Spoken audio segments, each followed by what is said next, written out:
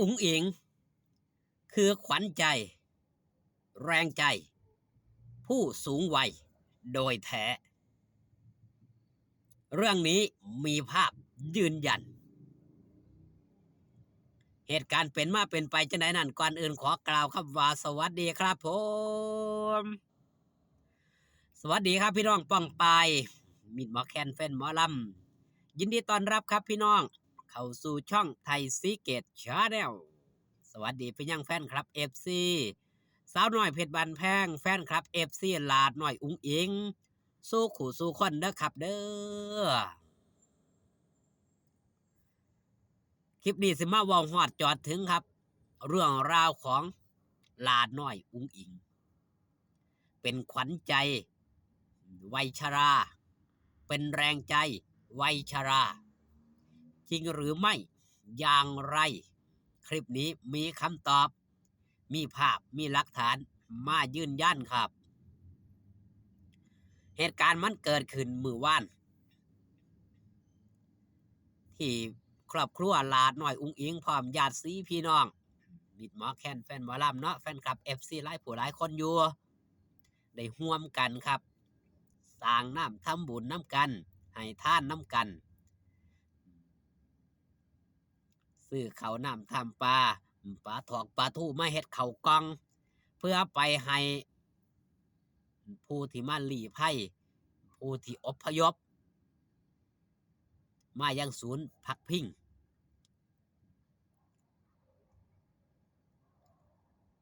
ภาพนี้ครับช่องพ่อแม่อุ๋งอิงแฟนเพจนี่เพื่อนได้ลงเอาไว้เป็นภาพที่หลายผู้หลายคนผมเชื่อได้เลยว่าแนมเห็นแล้วชื่นใจภาพเป็นภาพนี้เลยครับพี่น้อง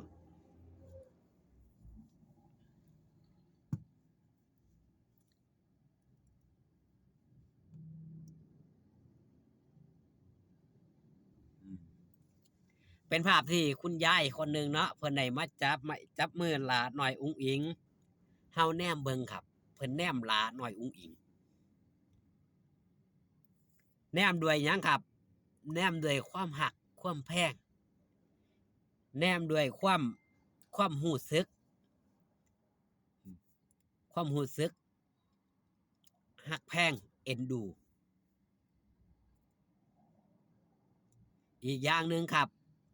มันมีหลากหลายมุมมองนั่นคือเพิ่นดีอกดีใจที่ได้พบได้พ่อหลาน้อยอุ๋งอิงตัวเป็นตัวจริงๆเพราะหลายคนเพิ่นก็บ่ได้พบอีหลีเนื่องจากหยังครับเนื่องจากว่าสุขภาพร่างกายบ่เป็นใจหลาน้อยอุ๋งอิงไปแสดงในระแวกใกล้เคียงกับเพิ่นมาบ่ได้บาดนี้เพราะว่าเป็นผู้ที่มีอายุนั่นคือมุมมองในความคิดเห็นของไทยซีเกตชาแนลภาพแห่งความเอ็นดูภาพแห่งความหักความแพงภาพแห่งความประทับอกประทับใจที่ได้เห็นหลาน้อยอุ๋งอิงโตเป็นไปยืนอยู่ข้างกายหลาน้อยอุ๋งอิงถือว่าเป็นศิลปินหนึ่งเดียวในประเทศหนึ่งเดียวในโลกที่เป็นขวัญใจวัยชราหรือว่าผู้มีอายุซึ่งในแรกเริ่มเดิมที่แฟนคลับ FC ลาน้อยอุ๋งอิงจนได้รับฉายาว่า FC น้ำหมากกระจายผู้ใดได้ติดตามตั้งแต่ลาน้อยอุ๋งอิงเข้ามาใหม่ๆก็สิได้ยินฉายานี้ครับจากคอมเมนต์ต่างๆณตอนนั้นว่า FC ลาน้อยอุ๋งอิงนี่มีแต่ผู้มีอายุณตอนนั้นแต่ณปัจจุบันผู้มีอายุเพิ่นก็ยังมีความหักความแพงตอนลาน้อยอุ๋งอิงคือเก่าคือเดิมถือว่าแฟนคลับ FC รุ่นน้ำหมากกระจายเหนียวแน่นครับความหักมั่นคงความหักมั่นแก่น ลาน้อยอุ๋งอิงเป็นหนึ่งศิลปินที่สร้างตำนานบทใหม่ให้เกิดขึ้นกับวงการหมอลำผ้าผู้เฒ่าเขาพับกับผ้าผู้เฒ่าเขานาห้านกับผ้าผู้เฒ่าเขาโรงหนังกับ80%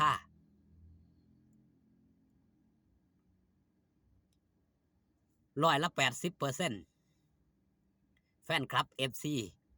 ไปเบิ่งหนังค่ายอ้อย้อนลาน้อยอุ๋งอิงนั่นคือความเป็นจริงจักว่าลาน้อยอุ๋งอิงเป็นลูกหลานผู้ใดบ่มีเอ่อบ่มีไผคิดหยังครับคิดสร้างมีแต่คิดหักเห็นหน้าหลายคนน้ำตาไหลตอนนี้เฮากะบ่ฮู้สาเหตุแม่นบ่ครับหลายผู้หลายคนเป็นจังซั่นโดยเฉพาะผู้มีอายุนี่เห็นลาน้อยอุ๋งอิงนี่โอ้ยเพิ่นสะอ่อนหลายจักว่าลาน้อยอุ๋งอิงเป็นไผดอกแต่เพิ่นหักหลายคนนี่ครับมาจับไม้จับมือลาน้อยอุ๋งอิงอยู่ทั้งเวทีบางคนก็เอามือไปลูบแข้งลูบขาลูบมาฮอดไอ้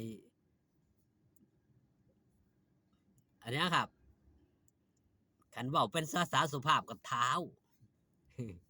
เรียกว่าตีนบ้านเฮานี่ล่ะรูปแล้วเอาไปใส่หัวก็มีเหตุการณ์แบบนี้มันก็เกิดขึ้นหลายเทื่ออยู่จนลาน้อยอุ๋งอิงพี่เลี้ยงหมอนอิงนี่จนได้ห้ามปรามเอาไว้อย่าเฮ็ดแบบนี้มันลาน้อยอุ๋งอิงยังเด็กน้อยอยู่พี่น้องสังเกตบ่ว่าหลายผู้หลายคนนี่มีผู้สูงอายุนี่เข้ามาหาลาน้อยอุ๋งอิงยกมือไหว้ด้วยความอ่อนน้อมถ่อมตนเพิ่นก็บ่ได้คิดว่าเพิ่นอายุหลายเด้แต่ความคิดเพิ่นเฮาก็บ่ฮู้ว่าเพิ่นคิดจังไดกับหลาน้อยอุ๋งอิงการที่เพิ่นเข้าหาหลาน้อยอุ๋งอิงนี่ด้วยความอ่อนน้อมด้วยความถ่อมตนอีหลีหลายคนตามที่ได้เบิ่งตามที่ได้แย้งมาตั้งแต่แรกๆนี่เห็นหลายคนครับเคารพศรัทธาในตัวหลาน้อยอุ๋งอิงแล้วก็ประสบผลสำเร็จจากหลาน้อยอุ๋งอิงก็มีมากมายหลายผู้หลายคนนั่นคือเรื่องราวแห่งความประทับอกประทับใจภาพนี้มีหลายล้านความหมายสำหรับคลิปนี้ฝากตอนเอาไว้แต่เพียงซ้ำนี้ครับพี่น้องอยู่ดีมีแห้งพอกันคลิปหน้าสบายดีครับผม